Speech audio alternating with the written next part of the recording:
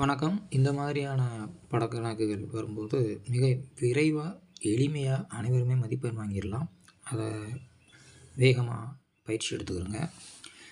இந்த படங்கள் ஒரே மாதிரியான ஒரு பொது அமைப்பை கொண்டு அடுத்தடுத்த நிலையில் அந்த படங்கள் தொடர்ச்சியாக வரையப்பட்டிருக்க வேண்டும்.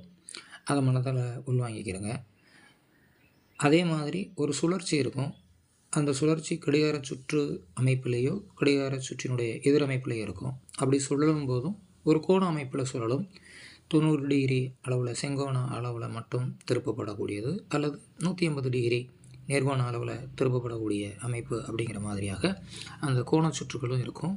அதை மனதில் வச்சிட்டோம்னா இந்த படங்கள் மாதிரியான கணக்குகளில் விரைவாக அதிக மதிப்பெண்களை பெற முடியும். ஒரு மதிப்பெண் கூட தவற விடாமல் எடுக்க வேண்டும்.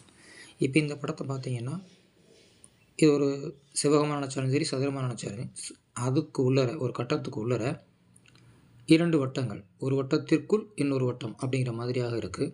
அடுத்தது பார்த்திங்கன்னா, இந்த வடிவம் இங்கே உள்ளே இருக்குது. ஒரு கார்னரில் எந்த ஒரு வட்டம் இருக்குது. இப்போ அதுக்கடுத்து இந்த படத்தை பார்த்திங்கன்னா, முக்கோணத்திற்குள்ளே 2 வட்டங்கள் இருக்குது. அப்போ இங்கே செவ்வகம் வெளியில் இருந்துச்சு. இப்போ செவ்வகங்கள் ஒன்றோடு ஒன்று உள்ளே போயிடுச்சு.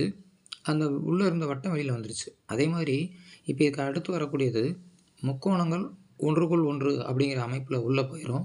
ஒரே ஒரு வட்டம் மேலே ஒரு கார்னருக்கு வந்துடும்.